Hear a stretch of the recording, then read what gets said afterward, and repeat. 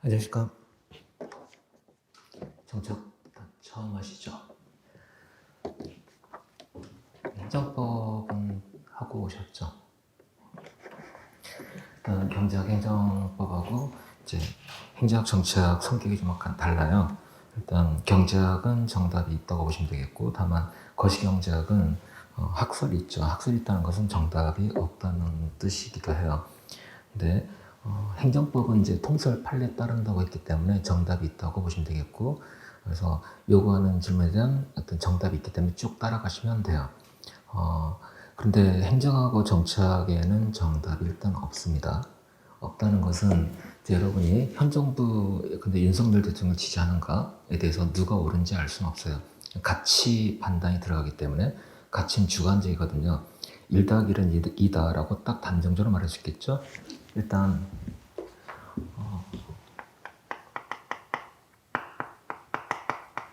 팩트에 대한 거고, 이건 value, 판단이 들어가는 거예요. 그러면 이건 칠판이다, 맞다, 틀리다라는 대답을 할 수 있죠. 근데 나는 화이트보드가 블랙보드보다 나아. 그럼 개인의 선호가 들어간 거거든요. 가치는 경제학에서 선호라고 표현하는 good, bad, 혹은 true, false가 아니라 good, bad, 혹은 right, wrong, 옳다, 그르다에 대한 판단이 들어가요. 선호와 이렇게 씁시다.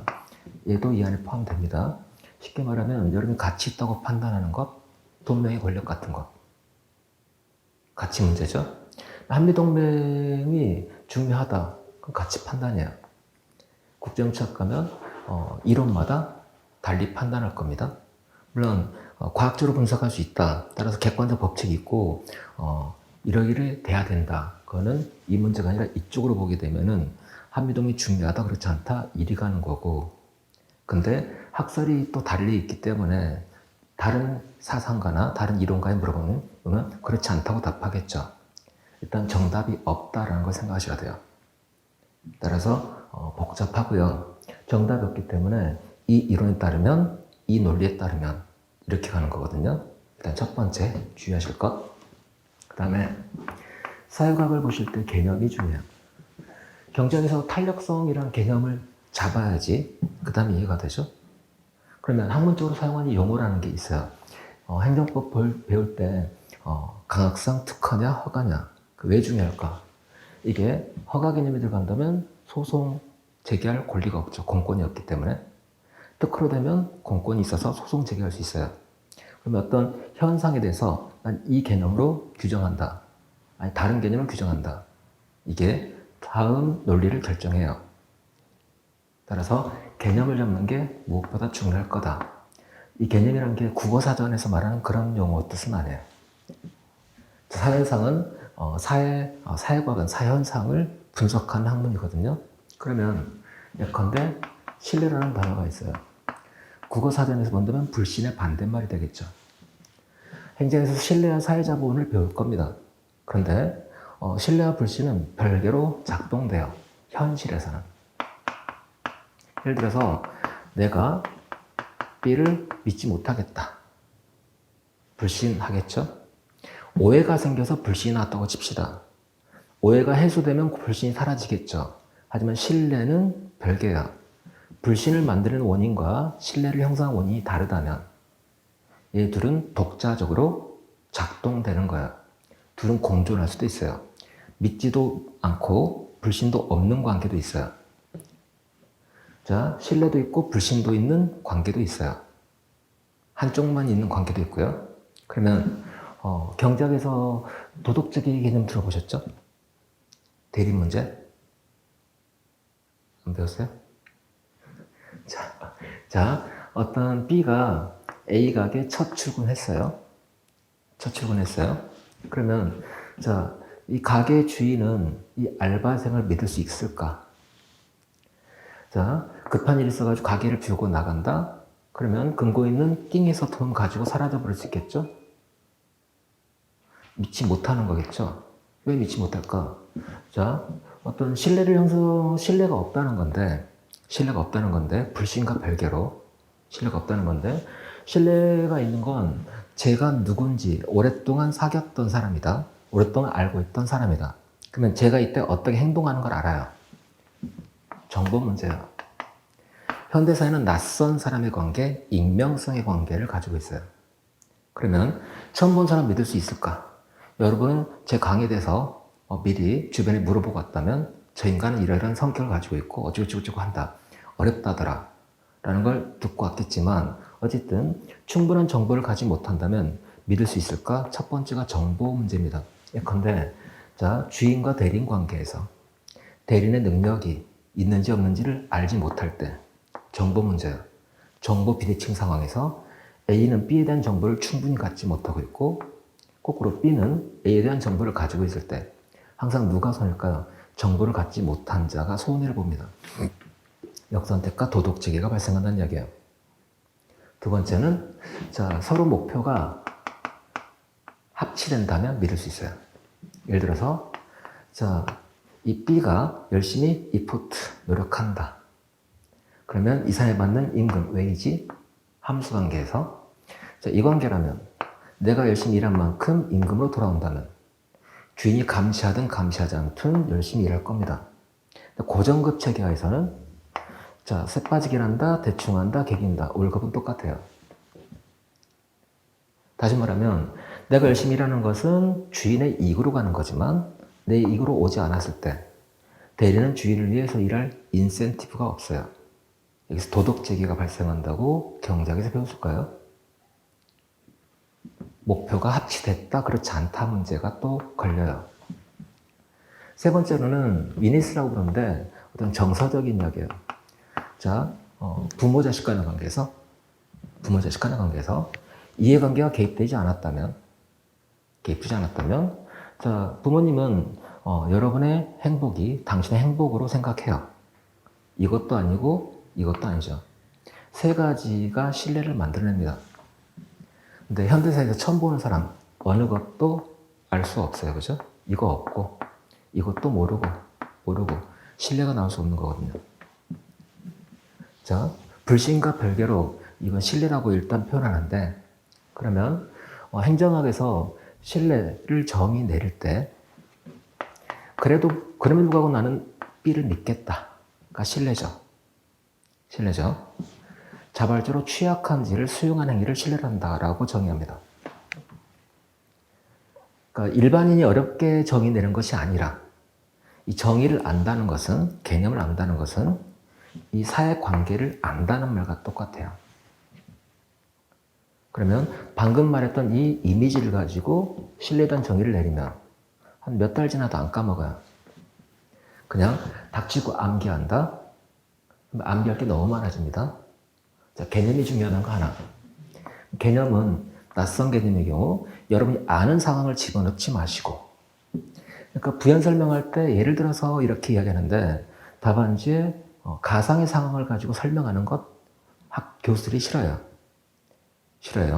물론 행정법 예전에 행정법 교과서에 있는 걸 가지고 허가란 이런 거다 예컨대 음식점에서 이렇게 썼더니 난 교과서로 썼더니 채점자 교수가 뭐 있다고 답안이 있어 하고 점수를 까버리더라 라는 얘기를 하는데 가상의 상황을 가지고 설명하는 거 싫어합니다.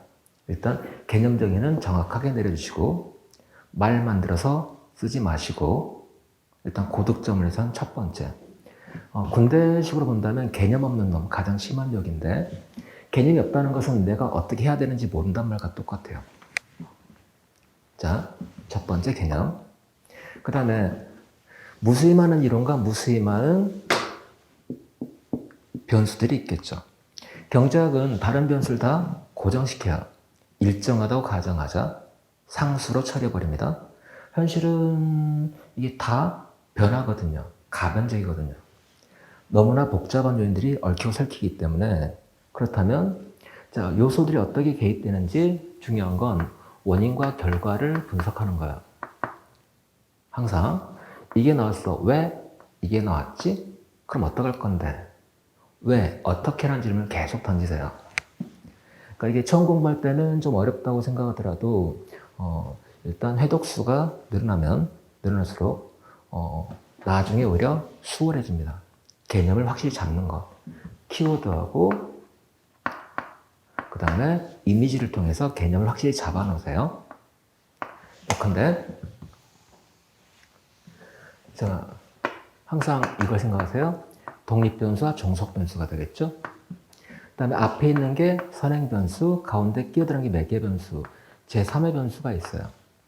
정체각이나 조방을 선택한다면 이 변수들을 정확히 아셔야 되는데 일단 우리는 거기까지 볼 거 없고 일단 선행변수, 매개변수, 제3변수 등이 있더라. 근데 일단 주요한 요거 근데 학자마다 이 관계를 달리 본다는 이야기예요. 자, 공부할 때 이제 어떻게 본다면 한국 정치학계에서 펴낸 정치학 이해 길잡이라는 책이 7권 있어요. 그러니까 지금 여러분이 보는 과목 중에 분량이 제일 많은 과목이 정치학이라 보시면 되겠고, 대학 4년 동안 배운 것보다 더 많이 배울 수도 있겠고, 정예과 나왔다고 치자. 근데 우리는 그 많은 걸 다 챙겨갈 수 없죠? 그러면 시험에 일단 나올 수 있는 것, 이건 절대로 놓쳐서는 안 되는 것, 강약을 조절해서 일단 잡아가는데 틀을 먼저 잡을 겁니다만 항상 이 질문 속에서 일단 보셔야 되겠고, 두 번째 저는 이제 레고 맞추기처럼 공부하라고 권해요. 어떤 거냐면, 자, 권력 개념이 있습니다. 정착의 핵심 개념인데, 권력을 어떻게 정의할 거냐? 권력을 뭐 제재력으로 바꿀 수 있고 강제력으로 바꿀 수 있는데, 강제력과 권력은 똑같은 개념 아니고요. 일단 뭐 국제정치학 가면 강제력, 제재력과 권력은 같은 거라고 대충 쓰기도 합니다. 그런데 권위와 권력은 다른 개념이고 force와 파워도 다른 개념이고 개념이 다르니까 일단 단어를 다른 걸 쓰겠죠. 자유라는 한국말에 자유라는 단어가 있지만 영어로 리버티하고 그 다음에 프리덤하고 뉘앙스가 확 틀려요. 우리말의 책임은 하나지만 행정학 공부할 때 행정 책임론 가시면 accountability로 책임이냐, responsibility냐, responsiveness냐, obligation이냐, liability냐 무수히 많은 책임 개념이 있어요.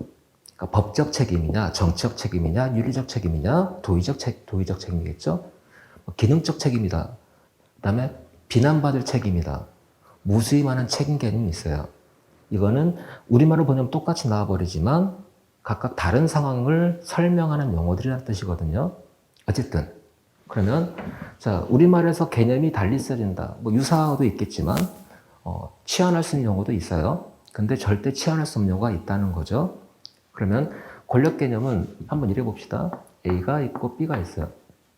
둘이 같이 길을 가다가 A의 집은 이쪽이고 B 집은 이쪽입니다. A가 혼자 가기 싫어졌어요.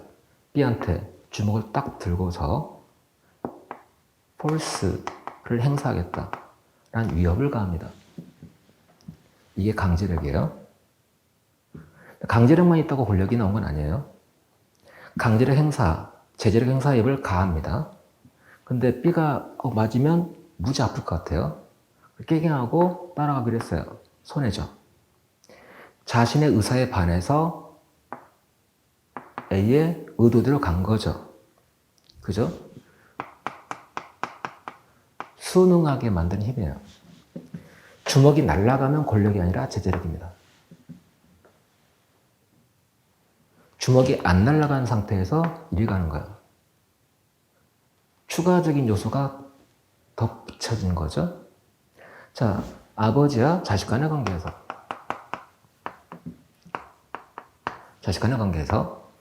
자, 이렇게 생각합시다. 아버지 말씀을 듣는 것은 아버지 이것 때문일까? 존경해서일까? 아니면 위니스라는 것 때문일까?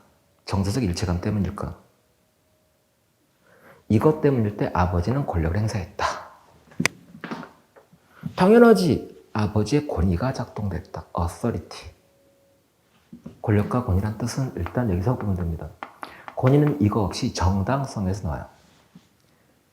권위는 그 원천이 정당성이고 권력의 원천은 제재력입니다. 일단 구분하겠죠? 이따가 다시 한번 확인할 텐데 그러면 상대방의 의사에 반해서 자신의 의사를 관철시킬 수 있는 능력, 힘을 권력이라 한다. 그래서 한자 세대는 권력의 핵심은 의사력이다 라고 썼어요. 혹은 권력은 대체성을 갖는다는 표현도 나옵니다. 잠깐 남겨놓고 지금 이걸 설명할 건 아니니까. 자, A가 B로 하여금 X를 행하도록 하는 능력. A가 B로 하여금 X를 행하도록 하는 능력. 혹은 상대방 의사에 반해서 자신의 의사를 관철시킬 수 있는 능력을 권력이라고 정의했어요. 그러면 자, 민주주의라는 용어가 있죠. 자, 국가의 최고 권력 주권이 피플에게 있다고 주장하는 이즘. 이게 민주주의입니다. 데모스가 일단 피플이라고 생각하시면 돼요, 지금은. 자, 여기다가 권력, 지배 혹은 권력. 크라토스 혹은 크라티아. 어떤 걸로 써도 상관없습니다. 제가 대학 다닐 때는 크라토스라고 교수님이 적었는데 요즘에 크라티아라고 쓰는 교수도 있더라고요. 어떤 거 써도 상관없어요. 크라토스는 일단 지배 혹은 권력이란 뜻이에요. 인민의 자기지배라고 정의된다. 사전적으로는. 인민의 지배. 이게 민주주의다. 지배의 의미는 뭐냐? 권력의 의미는 뭐냐? 피플의 의지에 따라 통치됐을 때 민주주의라고 말할 수 있다. 두 개념이 결합되는 거죠. 그죠? 좁은 의미의 민주주의란 이거다. 그러면 현실의 민주주의, 이런 의미의 민주주의는 지구상에 없어요. 그럼 다른 민주주의 개념을 쓴다는 이야기예요. 좀 조건을 완화해서 쓴다는 건데, 그거 가지고 이제 말들이 많습니다. 민주주의 가면 학자마다 다 달리 보는 것은 애초에 현실에 이런 민주주의는 없으니까.